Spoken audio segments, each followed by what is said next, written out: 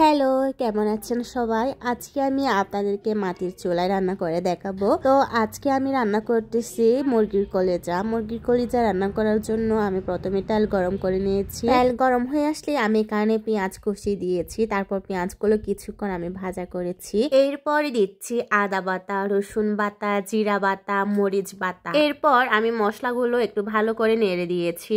এরপর দিচ্ছি দালচিনি আর এলাচ, আর দিচ্ছি পরিমাণ মতো লবণ, হলুদ, সামান্য পরিমাণ মরিচের গুঁড়া আর অল্প করে প্যাকেটের জিরা গুঁড়া দিয়েছি। মশলাগুলোর সাথে আমি একটা টমেটো কেটে দিয়েছি। মশলার সাথে টমেটো দিলে আমার কাছে তরকারিগুলো খুবই ভালো লাগে, তাই আমি মাংস রান্না করলে বা মাছ রান্না করলে এভাবে মশলার সাথে টমেটো গুলো দিয়ে দিই। তো এই তো আমি মশলাগুলো কিছুক্ষণ ভালো করে কষিয়ে নিয়েছি। এরপর আমি কলিজাটা দিয়েছি। এটা মুরগির কলিজা। যারা আমার ভিডিওগুলো নিয়মিত দেখেন অবশ্যই জানেন যে আপনারা আমি মুরগির কলিজা খেতে খুবই পছন্দ করি। শুধু মুরগির কলিজা না, আমি শুকর মাংসের কলিজাও খুবই খেতে পছন্দ করি। আর মায়ের হাতের মুরগির কলিজা তো আমার কাছে খুবই পছন্দের, যদিও আজকের মুরগির কলিজাটা আমি নিজেই রান্না করতেছি। অবশ্যই মায়ের কাছ থেকে আমার রান্না করা শেখা, তো এই নিয়ে আমি আরেকটা ভিডিও বানাবো আমি কখন থেকে রান্না করতে পারি। মুরগির কলিজায় রয়েছে নানা রকম ভিটামিন, আয়রন, ক্যালসিয়াম, ফাইবার ছাড়াও আর অনেক উপকারী উপাদান। তো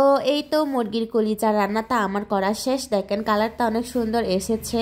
আপনারাও চাইলে এভাবে মুরগির কলিজা রান্না করে খেতে পারেন। এখন রান্না করব শিমের বিচির ডাল। রান্না করার জন্য আমি তেল গরম করে নিয়েছি। তেলটা গরম হয়ে আসলে আমি এখানে পেঁয়াজ কুচি দিয়ে দিয়েছি, সাথে দিয়েছি চিংড়ি শুটকি, পরিমাণ মতো লবণ আর হলুদ দিয়েছি। এরপর শিমের বিচিগুলো দিয়েছি, সাথে 2টা টমেটো কেটে দিয়েছি। এই শিমের বিচিগুলোর বাকল ছিলতে কষ্ট আর সময় লাগলেও খেতে অনেক মজার। আমাদের বাড়ির সবাই আমরা অনেক পছন্দ করি। মাটির চুলায় রান্না করা কিন্তু অনেক কষ্টের, কারণ এখানে তাপ বেশি থাকে। তবে তরকারির স্বাদগুলো গ্যাসের চুলার থেকে অনেক বেশি মজার হয়। তো 2টা তরকারি রান্না করা শেষ। এখন রান্না করব আমাদের পাহাড়ি স্টাইলে মূলার বিচি। রান্না করার জন্য নাপির পানি ছেঁকে নিয়েছি, যেটাকে আমরা তাবা বলি। তাবাতে আমি পরিমাণ মতো লবণ, মরিচ আর হলুদের গুঁড়া দিয়েছি। তাবাটা গরম হয়ে আসলে আমি এখানে মূলার বিচিগুলো দিয়ে দিয়েছি।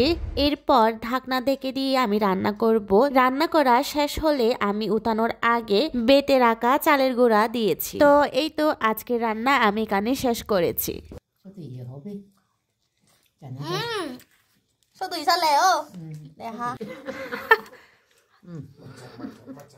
উনি হলেন আমার নানি। নানির কাছে আমার তরকারিগুলো নাকি অনেক ভালো লেগেছে, এটাই বলছিলেন উনি। সাথে আমার ছোট বোনেরও নাকি অনেক ভালো লেগেছে। অবশ্যই আমারও ভালো লেগেছে আমার নিজের হাতে রান্না করা তরকারিগুলো।